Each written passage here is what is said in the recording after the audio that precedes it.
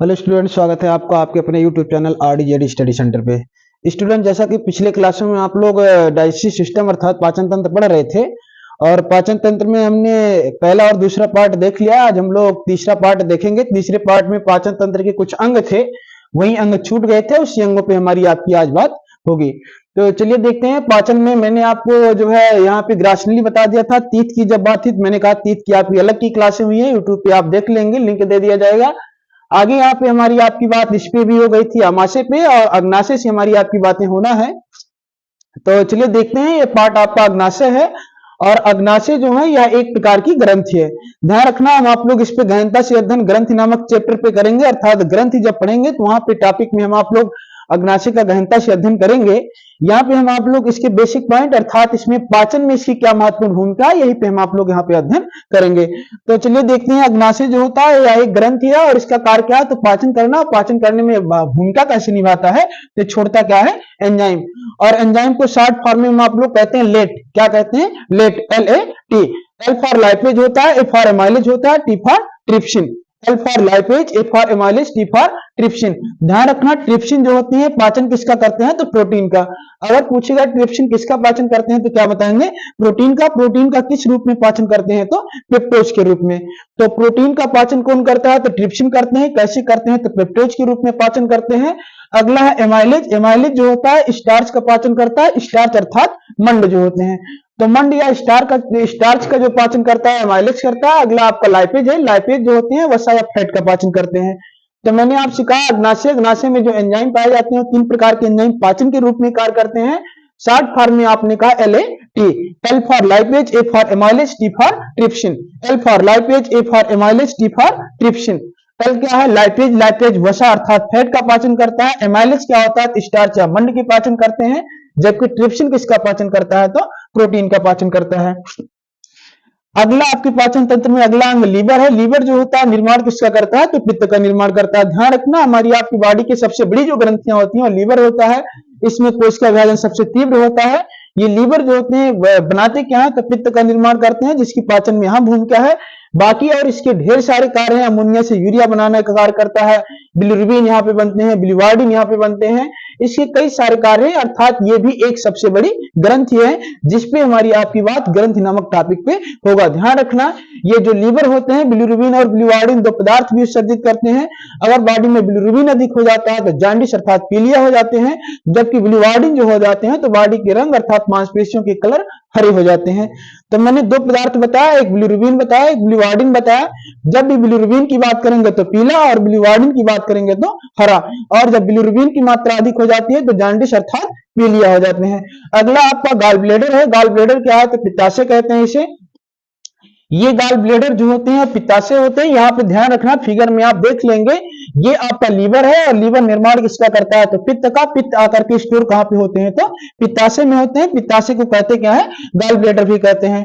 ध्यान रखना है, पित्ताशय यहीं पे स्टोर होता है और जब भी हम आप लोग भोजन करते हैं तो भोजन के पाचन के लिए जितने भी पित्त पदार्थ की आवश्यकता होती है वो यहाँ गॉल ब्लेडर अर्थात पित्ताशय से कहाँ चले आते हैं, आमाशय में चले आते हैं। कभी कभी होता क्या है, पित्ताशय रस अधिक मात्रा में स्टोर होकर के ये ऑक्जेलिक अम्ल का रूप ले लेते हैं, वही क्या बना लेते हैं, स्टोन। यहाँ पे पित्त से क्या बन जाता है, स्टोन भी बन जाते हैं। स्टोन बने किसके होते हैं, तो ऑक्जेलिक अम्ल के बने होते हैं। मैंने आपको पिछली बार ही बताया था, पिछली पहली क्लासों में बता दिया था, स्टोन जो होता है वो कहीं पे चावल में कंकड़ या टमाटर, बैगन या मिर्ची के बीज खाने से नहीं होते हैं। स्टोन जब भी होते हैं तो ऑक्जेलिक अम्ल के निर्माण से होते हैं। स्टोन जब भी बनते हैं तो ऑक्जेलिक अम्ल के निर्माण से बनते हैं। और कहाँ पे होता है, तो पित्त में समस्याएं होती हैं। तो आपको पित्त पे भी बात हो चुकी। और जब भी पित्त के पीएच की बात करेगा तो कितने होते हैं, 8 होते हैं। पित्त का जो जब भी पित्त का पीएच मान पूछेगा तो कितना बताएंगे, 8 बताएंगे। ये भोजन को क्या करता है, तो क्षारीय बनाता है, जिससे पाचन होने में आसानी होती है। अगला कार्य क्या है पित्त का, तो पित्त वसा का भी पाचन करता है। तुम्हारी आपकी बात गॉल ब्लैडर अर्थात पित्ताशय भी हो गई। मैंने कहा पित्त को स्टोर करने का कार्य करता है और उसके बाद में इसमें स्टोन भी बन जाते हैं। इसका पीएच जो होता है 8 होता है। भोजन को क्या करता है, क्षारीय बनाता है, साथ साथ में वसाओं के भी पाचन करते हैं। तो हमारी आपकी बात आमाशय पे भी हो गई, अग्नाशय पे भी हो गई, पित्ताशय पे भी हो गई और इसके साथ साथ में लीवर पे हो गई। अब हमारी आपकी बात छोटी और बड़ी आंतों पे होगी। पहला हम आप लोग छोटी आंत देखेंगे। छोटी आंत में पूर्ण पाचन होते हैं और जो छोटी आंत होता है इसमें पाचन के साथ साथ भी क्या होते हैं, अवशोषण होते हैं। ध्यान रखना, आगे आपको बताएगा छोटी आंत के 3 भाग होते हैं, एक डेडनम बताएगा, दूसरा जेजुनम बताएगा और तीसरा इलियम बताएगा। ध्यान रखना, ड्यूडेनम जो होते हैं ये पहले भाग होते हैं, पहले भाग को ड्यूडेनम कहते हैं और दूसरे भाग को जो होता है उसे जेजुनम कहते हैं और लास्ट वाले भाग को क्या कहते हैं, इलियम कहते हैं।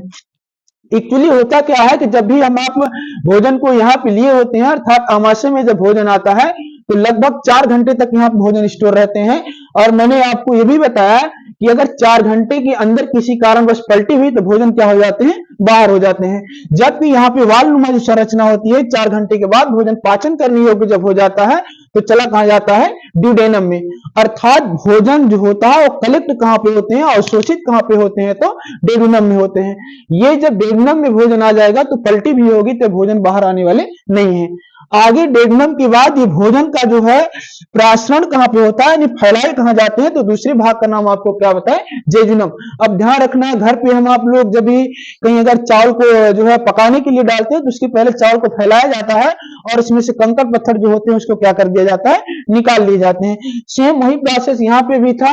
भोजन तो कलेक्ट हो गया आकर के कहां पे, डेडुनम में, और डेडुनम से फिर क्या हुआ, प्रसारित हुआ, यानी फैलाए गए।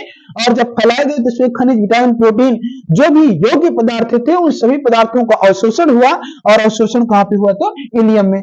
तो सीधी भाषा में आप लोग कहेंगे भोजन जो होता है उसका अवशोषण जो होता है वो कहां होता है, डेडुनम में होता है, और प्रासरण कहां होता है, तो जेजुनम में होता है। और जब स्वांगीकरण की बात करेगा, यानी एनर्जी को अवशोषित किस भाग से करते हैं, तो इलियम में करते हैं। तो मैंने आपको बताया कि छोटी आंत जो होती है उसके भाग 3 होते हैं, एक डेडुनम होता है, दूसरा जेजुनम होता है और तीसरे क्या होते हैं, इलियम होते हैं। इलियम में क्या होता है, तो स्वांगीकरण होता है, जेजुनम में क्या होता है, तो भोजन का प्रासरण होता है, यानी फैलाए जाते हैं, जबकि डेडुनम में क्या होते हैं, अवशोषित होते हैं, कलेक्ट होते हैं। अगला हमारा आपकी टॉपिक जो है बड़ी आंत है, अर्थात लॉन्ग इंटेस्टाइन है। और जो बड़ी आंत है इसका मुख्य कार्य क्या है, तो जल का अवशोषण। ध्यान रखना, मैंने आपको बता दिया कि भोजन का अवशोषण यहाँ पे हुआ। अर्थात जब भी पूछेगा छोटी आंत में क्या होते हैं, तो भोजन का अवशोषण होता है, जबकि बड़ी आंत में क्या होता है, तो जल का अवशोषण होता है। यहाँ पे बड़ी आंत की एक भाग है अपेंडिक्स। अपेंडिक्स क्या पूर्णतः अवशोषी अंग है। ध्यान रखना, ये जो उभरे हुए यहाँ किनारे पे भाग है इसका नाम क्या है, अपेंडिक्स। ये जानवरों में अधिक बड़े मात्रा में पाए जाते हैं। हरे चारा, घास फूस आज का जो पाचन करता है वो अपेंडिक्स करता है। पहले हम आप लोग जो है घासों के रूप में हरे चारे अर्थात कच्चे जो है पदार्थ खाया करते थे, उनका जो पाचन करता था वो अपेंडिक्स करता था। जबकि अब आप आजकल ऐसा नहीं रह गया है। ये ऐसा है कहां, तो जानवरों में है। इसलिए हमारी आपकी बॉडी में अपेंडिक्स क्या हो चुका है, अवशोषी अंग हो चुका है। बड़ी आंत के भाग जो होते हैं वो कई सारे होते हैं।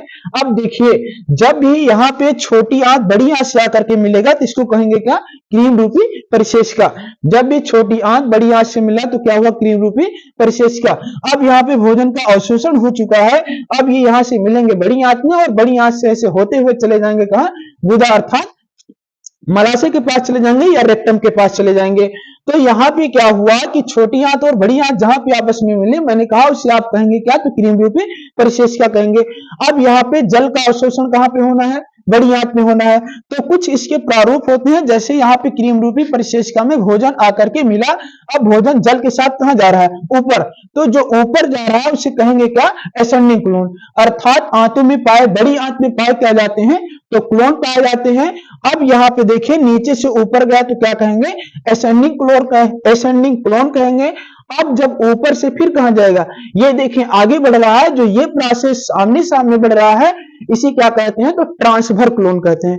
पुनः ध्यान देना, मैंने कहा कि जब भोजन क्रीम रूपी परिशेषिका में मिला तो ऊपर गया तो एसेंडिंग क्लोन, और जब आगे बढ़ा तो क्या हुआ, ट्रांसफर क्लोन, और जब नीचे आए तो क्या हुआ, डिसेंडिंग क्लोन। अर्थात क्लोन मुख्यतः कितने कार्य कर रहे हैं, 3 कार्य कर रहे हैं। पहला आपने बताया एसेंडिंग क्लोन, दूसरा आपने बताया ट्रांसफर क्लोन, और तीसरा क्या बताया था, डिसेंडिंग क्लोन। अर्थात नीचे से ऊपर गए तो असेंडिंग, और जब बगल में चल रहा तो ट्रांसफर, और नीचे आए तो क्या होगा, डिसेंडिंग क्लोन हो गया। अब यहीं पे जल का अवशोषण हो जाएगा, और जल के अवशोषण होने के बाद जो अवशिष्ट पदार्थ के रूप में बचे होंगे वो रेक्टम अर्थात नीचे मलाशय के पास आ जाएंगे। यहीं पे वो कलेक्ट होते हैं और फिर मनुष्य इसको करता क्या है, उत्सर्जन के रूप में बॉडी से बाहर कर देते हैं। यहाँ पे हमारा आपका आज पाचन तंत्र खत्म हुआ। शेष टॉपिक अगले क्लासों में। Thank class.